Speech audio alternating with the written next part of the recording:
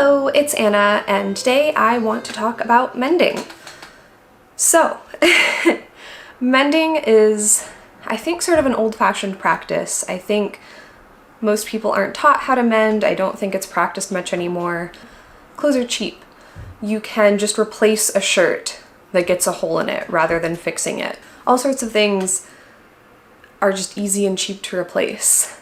And I gotta admit, that bothers me a little bit, that that's become the common practice. No shade, no shame to anyone who does just replace things rather than mending them, but to me it feels wasteful.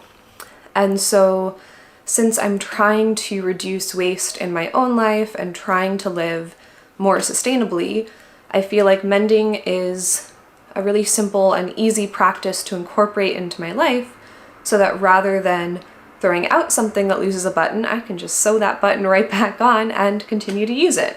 And the other thing that's sort of interesting to me about mending is it used to be just common practice.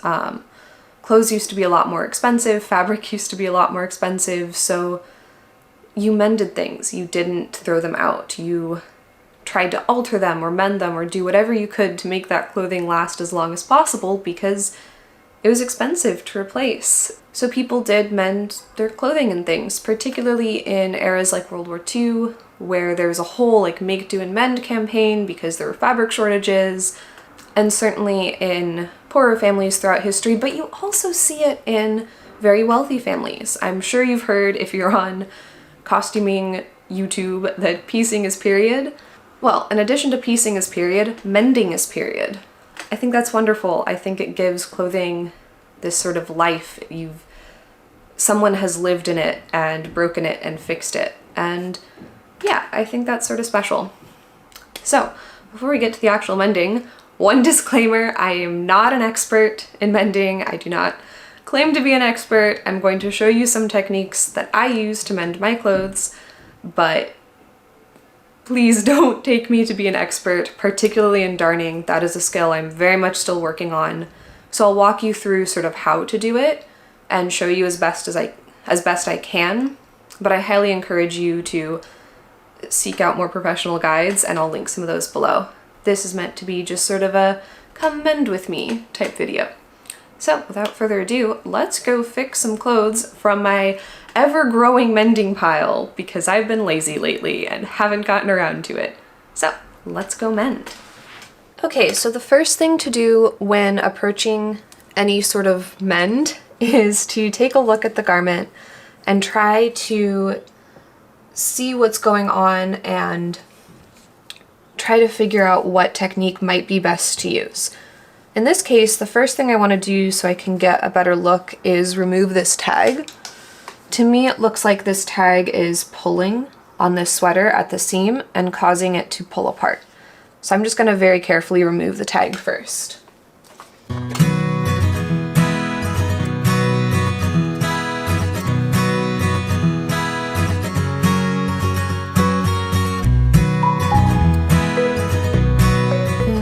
Since this, especially because this is a knit garment, I'm really trying to only get the threads of the tag and not the threads of the sweater.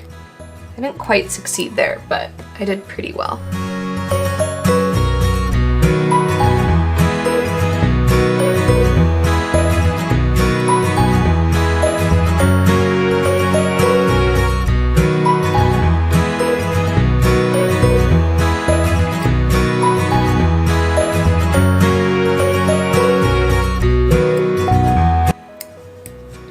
With that removed, I can sort of see what's going on a little better.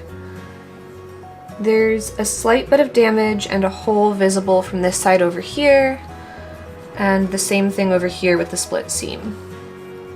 So the next thing I want to take a look at is how was this garment constructed originally? So if you take a look here, you can sort of see that this is a sweater that was seamed together. It was not knit all in one, probably by machine stitches. So therefore I think I can repair this best by using very small back stitches by hand. For more information about what a backstitch is, you can check out my video on basic hand stitches, or I'll link a few other resources down below. And the great news about this is that these sorts of skills, like the backstitch, are not strictly useful for mending. They are also very useful skills for constructing garments. But for now, let's mend this sweater. Okay.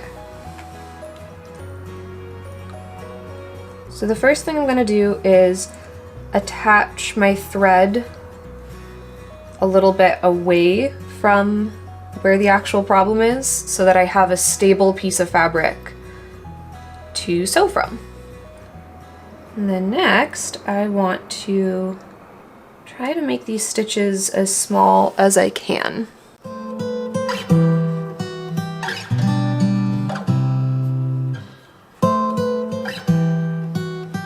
And I want to be a little careful here not to pull too hard because it is a knit.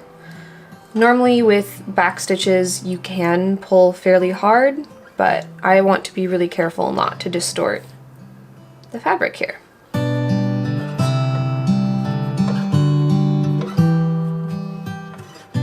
Once again, I'm going a little bit past the mend on the other side so that it's stabilized in some nice secure fabric.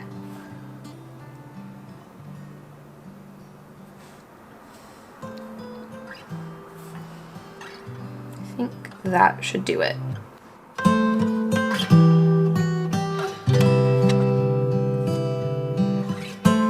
So there you go. That part is mended. It's not noticeable from the outside. It's a decently invisible mend. And now I'm just going to use the same technique on this smaller piece. And there we go. It is fully repaired. It's not completely perfect, but it is certainly good enough that no one is going to notice and the sweater is wearable again. This next item is just missing a button. So I'm going to sew this button back on in the exact same way I sewed it on in the first place. Sewing a button on or sewing it back on is one of the simplest repairs you can make. All you need to do is go back and forth through the holes a number of times until the button is securely in place. So I normally start with one pass like that and then make sure my thread is attached very securely to the back of where the button is going to be sewn on.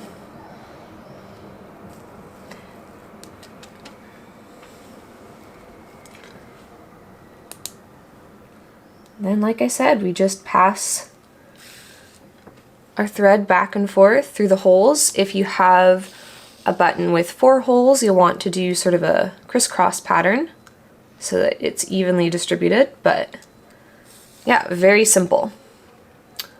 A lot of sewing machines do have a button setting.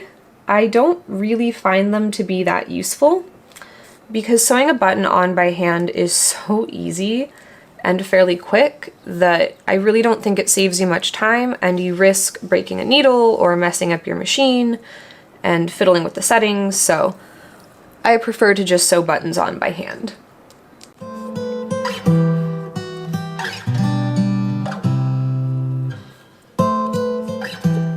Oop, accidentally got that other button there. Ooh, well. And the final thing that I like to do when sewing on a button is I push the needle back up through the fabric just underneath the button and then wrap some thread around the base a few times. This just lifts the button a little bit off the fabric and makes it a bit easier to push through a buttonhole.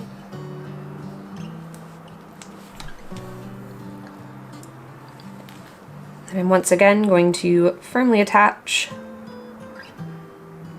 my thread to the back of where the button was placed.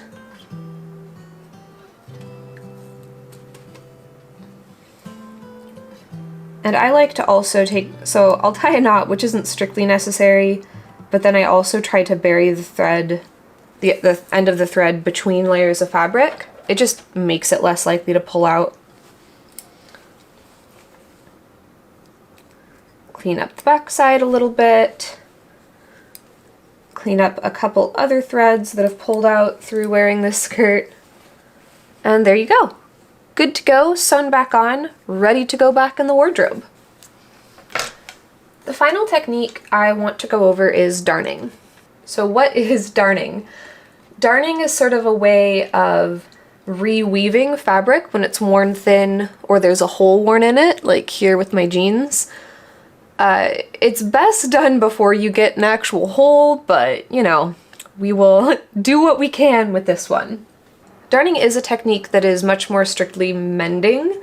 It's not really used outside of mending, so unfortunately it's not as versatile in terms of sewing as the rest of these techniques. And it's also traditionally done with socks, but I found it to be most useful on the sort of inner thigh parts of jeans where mine tend to wear through. So let's work on these. You'll want something to stretch your fabric over. This is an actual darning egg, so it's specific for this task, but basically anything firm, smooth, and slightly rounded will work. And you just sort of place it underneath here so you can see the weave of the fabric really well. And then you want to just take a really good look at what threads are still left in place. So in this case, there's still threads going in this direction. And so that is how I want to place my stabilizer threads as well. Now to reweave this, you want to start a good bit away from where the hole actually is. That way you're stabilizing the darn in fabric that's not worn thin, which helps it be more secure. So I can sort of feel here that this is where my hole is, but the thinness of the fabric actually goes pretty far. So I might start over here.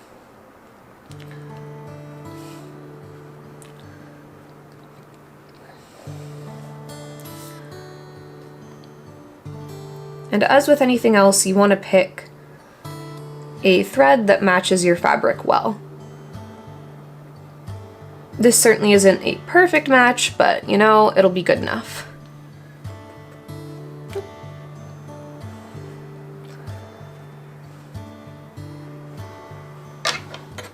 Got a little bit of a loop there. That's okay. It'll be fine. So the next thing you want to do is make a series of sort of stabilizing threads using a running stitch in sort of a looping pattern. So I'll show you what I mean in a minute. So I want to make sure I'm making this pass wide enough that it covers the entire part of where my hole is. So I need to go a little bit farther.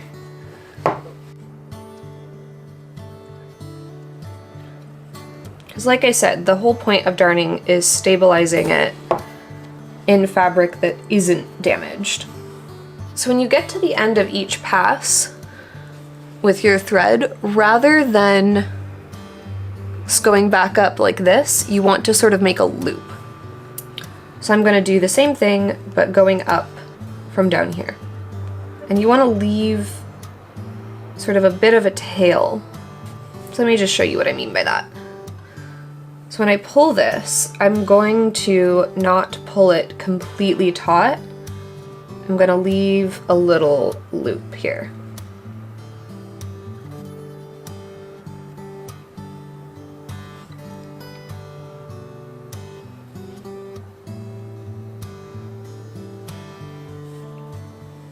So that should be good enough.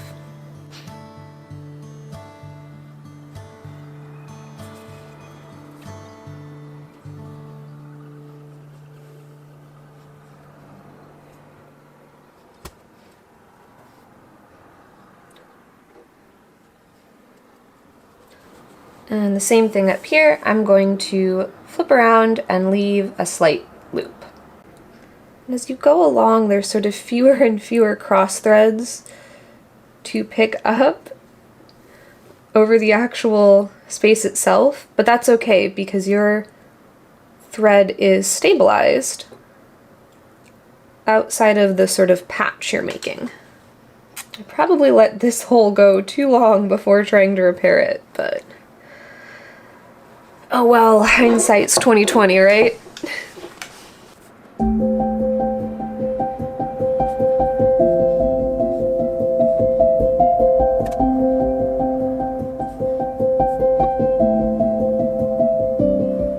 So I'll pick up what threads I can, and you can sort of see how in places where I can't pick up those sort of cross threads, I forget which one's the warp and which one's the weft, but essentially the threads going opposite the direction I'm going in, my thread sort of blends in and becomes the thing that we're eventually going to cross over.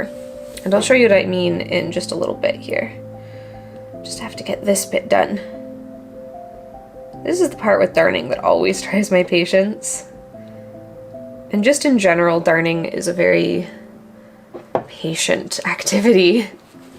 Which is why I let this hole get so big, because I didn't want to do it.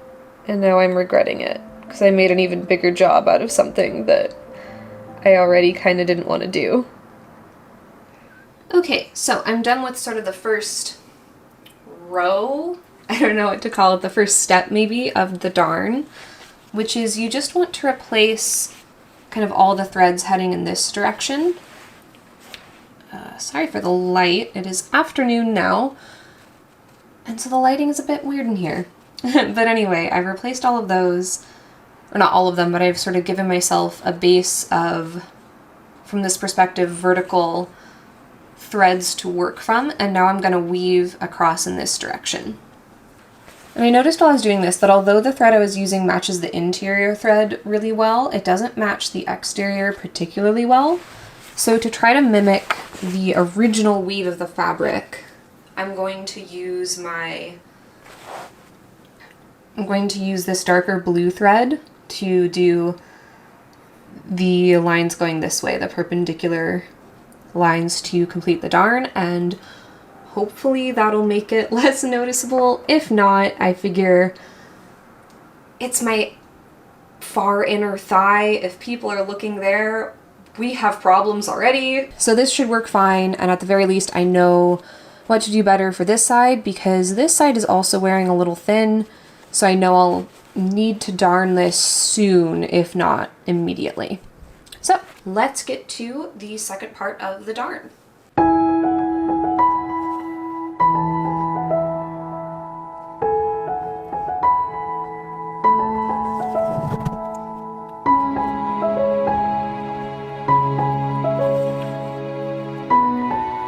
So the basic idea here is you want to sort of weave in and out of the threads you've created and switch off each row which ones you go under and which ones you go over to create a really solid sort of new patch in your pants, but hopefully a very flat one. That's the idea, at least. So you can see there's, or hopefully you can see, one second, we'll check. Focus camera, there we go. So you can sort of see how this thread is going under, over, and the next row I'll do over, under, over, under.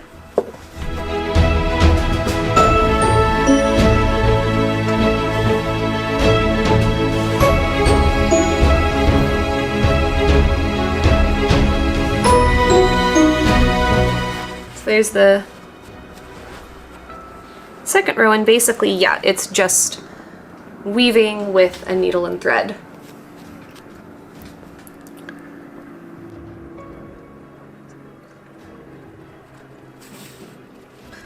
At this stage, you might need to go over it back and forth a few times because it's kind of difficult to get them completely flush. I'm sure that comes with practice, but I certainly am not there yet. So I normally just sort of go back and forth until it's more solid, until the darn is fully repaired. So yeah, I'm just gonna go do that and I'll show you when it's finished. But that's the basic idea with darning, is to go create some lines going this way or some threads going this way to cover the hole, and then weave back and forth in, I won't say the opposite direction, that's incorrect, at a perpendicular, there we go, that's the word, at a 90-degree angle to your first lines you put down to create a patch. So I'll show you the results of that. I think I've explained it as well as I could for my skill level, but I hope this sort of makes sense. And I'll catch you once this darn is complete. Okay, and here is what the completed darn looks like from the inside. And here it is from the outside. As you can see, it is far, far from perfect, especially with the thread matching. I really should have matched the outside rather than the inside. But, oh well, it will help preserve these jeans for longer, and like I said, I doubt anyone's going to be staring right at this spot. So, I think this is good. So I went ahead and darned the other side where the fabric was wearing thin with all of the darker blue. So this is what that looks like on the inside. And on the outside. So as you can see, as long as you get your darning in before a hole actually develops and in a matching thread, it's pretty invisible. I'm still working on my stitch tension, so I have some bubbles, but I'm pretty happy with that. And yeah, now these jeans can go back into my wardrobe, which is great because all of my jeans need repairs, so it's nice to have one where that's finished. So that's my mending done. I hope you enjoyed the video. I hope I was able to demonstrate some techniques, if not perfectly. And yeah, I hope I can encourage you to go try and mend some of your clothes rather than replacing them. If you replace them, you do you. But I hope this can encourage you to incorporate some more mending into your life. And I also want to say, like I said in the beginning, you don't have to be perfect. Most people don't notice at all about imperfect mending or imperfect sewing or imperfect anything.